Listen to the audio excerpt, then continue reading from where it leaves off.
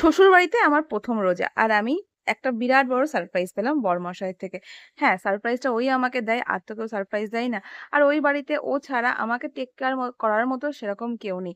যতদিন ও ছুটিতে থাকে আর আমি যদি ওই বাড়িতে প্রেজেন্ট থাকি, তো আমার খেয়াল রাখে খাওয়া, পড়া, থাকা সবটারই ও খেয়াল রাখে। তো চলো শুরু করি আজকের ভিডিওটা।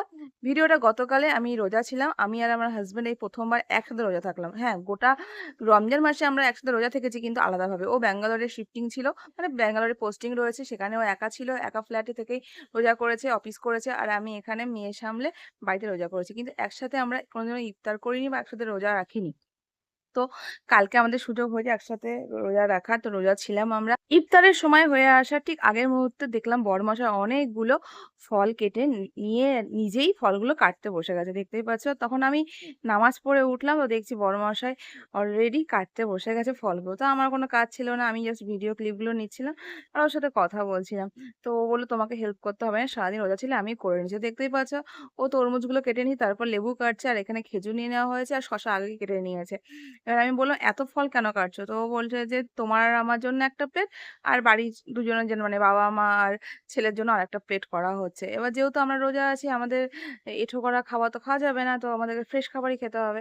তো আমি ওকে বলছি, "তুমি আমার হাসব্যান্ড হয়ে আমার জন্য ইফতার তৈরি করছো, ইফতার রেডি করছো।" আমি প্রচন্ড পরিমাণে হ্যাপি। মানে এই ১ম বার এমন হলো যে ও আমার জন্য ইফতার রেডি করছে। আর ১ম বার এমন হয়েছে আমরা একসাথে রোজা রয়েছি। হ্যাঁ, আমার জন্য ও অনেক কিছু করে। আমার জন্য রান্না করে খাইয়েছে, আমাকে কাপড় কেচে দিয়েছে। আমার জন্য অনেক কিছু করেছে। আমি যখন প্রেগন্যান্ট ছিলাম, যখন কটা দিন ওই বাড়িতে ছিলাম মানে শ্বশুরবাড়িতে ছিলাম, ও আমাকে স্নান করিয়ে দিত, আমার গা হাত পায়ে সাবান দিয়ে দিত, যেগুলো আমি করতে পারতাম না ডিউ টু প্রেগন্যান্সি। সেগুলো করে দিত আমার। আমাকে নিয়ে হাত ধরে ডাক্তারখানায় যাওয়া এগুলো করেছে। কিন্তু মানে মাঝখানে অনেক ডিসট্যান্স চলে এসেছিল, যার জন্য একসাথে থাকা হতো না। এবার আমার বাড়িতেও আসে, অবশ্যই আসে, আসে না এমন না। হয়তো দিনে ২ বারও আসে, কিন্তু রাত কাটানো তো সেরকমভাবে হয় না।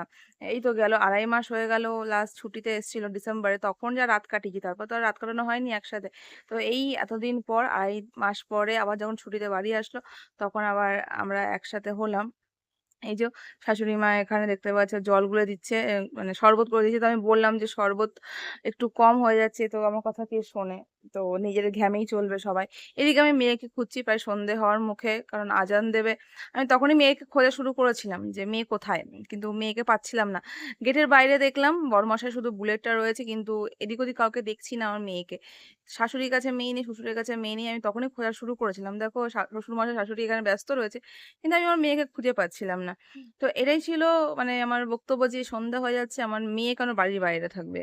তো আমার মেয়েকে আমি কখনো সন্ধ্যার সময় বাড়ি থেকে বার করি না। খুব কষ্ট পেয়েছি কালকে আমি, যার জন্যই আমি সাইলেন্ট হয়ে গেছিলাম। ইভেন আমি ইফতার করার পরে আমি কিছুই খাইনি। আর তার জন্যই আমার হাসব্যান্ড কালকে খুব রেগে গেছিল নিজের বাবা-মার উপরে।